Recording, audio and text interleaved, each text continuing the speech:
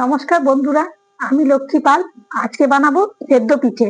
এখানে চালের গুঁড়ো নিয়ে নিয়েছি পরিমাণ মতো, যতটা আমার লাগবে এতটা জল সেদ্ধ চালের গুঁড়ো নিয়ে নিচ্ছি। আমি এটা সেদ্ধ চালের গুঁড়ো করেছি।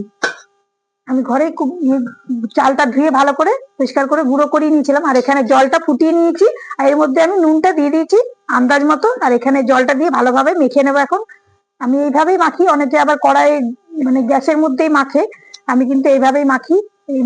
কিন্তু আটার মতো মেখে নিলে বেশ নরম হবে। এটা ভালোভাবে এখন মেখে নিতে হবে আটার মতো, যেমন আমরা রুটি করি সেইভাবে মেখে নেব।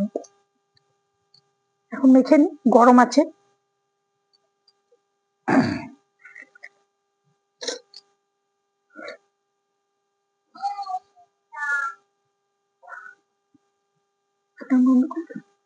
বন্ধুরা, আটাটা মাখা হয়ে গেছে আমার। এই যে এখন লেচি কেটে নিয়েছি ছোট ছোট করে। আর এখানে এই যে তৈরি করছি পিঠে, এইভাবে বানিয়ে নিচ্ছি। এখানে এই যে নারকেল পুর রেডি রেখেছি, এটা হয়ে গেছে আমার। এখানে এটাই ভরবো, এখানে ভরে তারপর এখন সেদ্ধ করব, তখন দেখাবো। এখানে সাজিয়ে নিচ্ছি ভালো করে থালার মধ্যে। আমি এইভাবেই করি, আপনারা দেখে রাখুন, যারা জানেন না এইভাবে করতে পারেন। আমি অনেকেই পারে, অনেকেই জানে হয়তো, আমি এইভাবেই করি। এইভাবে থালার মধ্যে সবগুলোকে দিয়ে দিই।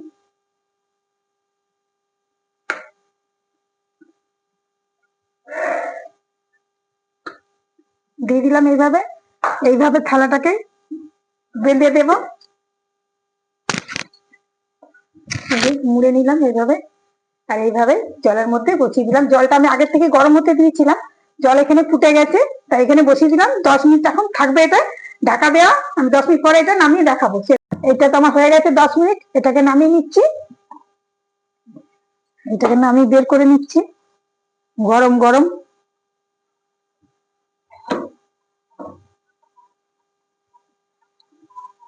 দেখুন পিঠেগুলো সব হয়ে গেছে, মানে একটাও কিন্তু ভাঙেনি, সব গোটা গোটা আছে।